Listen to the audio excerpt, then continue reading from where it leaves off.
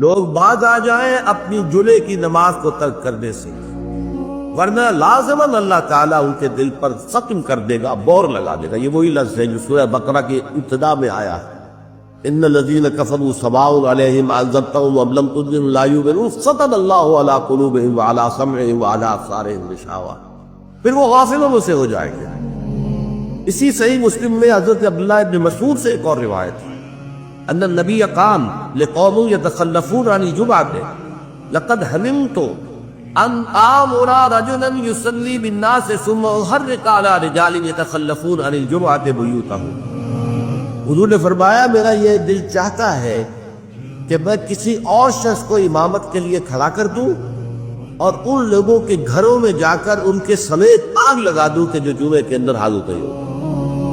اب آپ ایک طرف حضور کی شخصیت کو دیکھیں، آپ کے اندر نرمی تھی، رقت تھی،